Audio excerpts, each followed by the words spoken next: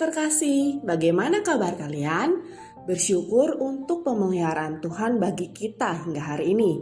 Sebelum melanjutkan segala kegiatan yang Tuhan percayakan untuk kita lakukan di sepanjang hari ini, mari memohon pimpinan Tuhan melalui firman-Nya. Firman Tuhan hari ini diambil dari kitab Lukas 17 ayat 7 sampai 10. Demikian firman Tuhan. Siapa di antara kamu yang mempunyai seorang hamba yang membajak atau mengembalakan ternak baginya akan berkata kepada hamba itu setelah ia pulang dari ladang, "Mari segera makan."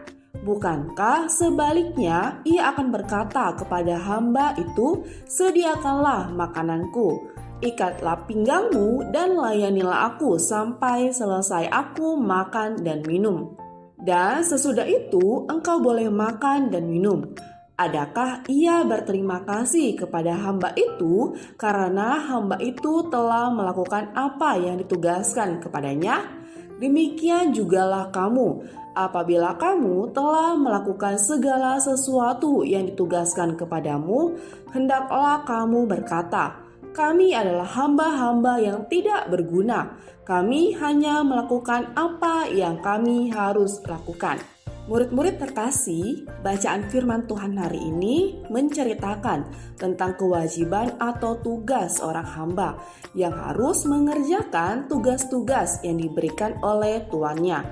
Walaupun mungkin dia telah menyelesaikan satu tugas seperti mengembalakan ternak, tuannya tetap berhak meminta dia melakukan tugas yang lain, seperti menyiapkan makanan untuk tuannya, dan hamba itu tetap harus mengerjakan tugas tersebut. Murid-murid, dalam budaya Yahudi, seorang hamba memiliki kewajiban untuk melakukan apa yang tuannya perintahkan, dan sang tuan tidak memiliki kewajiban untuk mengucapkan terima kasih kepadanya. Mengapa demikian? Karena pada masa itu hamba atau sebutan lainnya budak adalah orang-orang yang menerima upah dari tuan yang memanggil mereka untuk bekerja.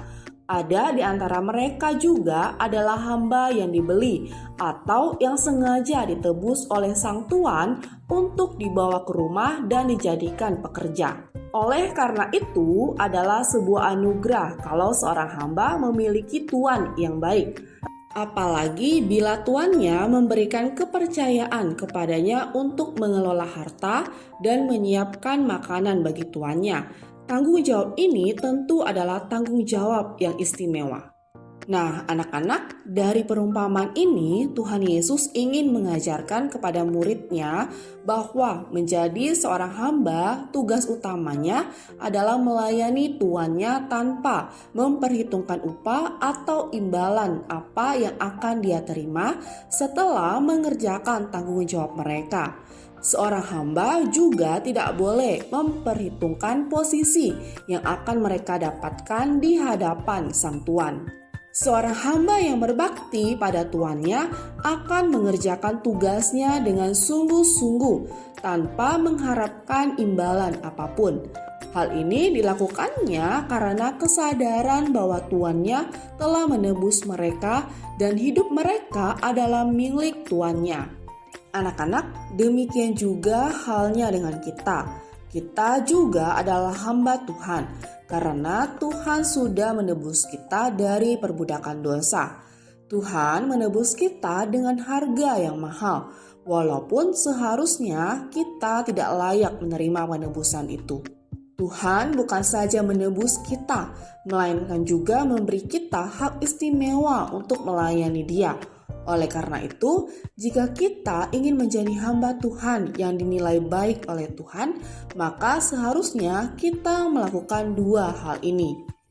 Pertama, belajar bersyukur untuk segala tanggung jawab yang dipercayakan. Anak-anak, firman Tuhan dalam Roma 11 ayat 36 mengatakan, "Sebab segala sesuatu adalah dari Dia, dan oleh Dia, dan kepada Dia. Bagi Dialah kemuliaan sampai selama-lamanya." Firman ini menjelaskan bahwa segala sesuatu itu adalah dari Tuhan. Sudah tentu ini bukan hanya tentang hal yang kita miliki, melainkan juga segala hal yang dapat kita lakukan.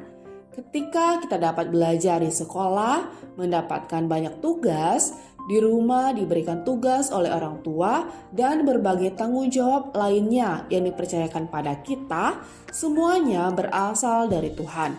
Meski ada kalanya mungkin kalian merasa tanggung jawab yang kalian dapatkan itu banyak. Kalian rasanya ingin mengeluh.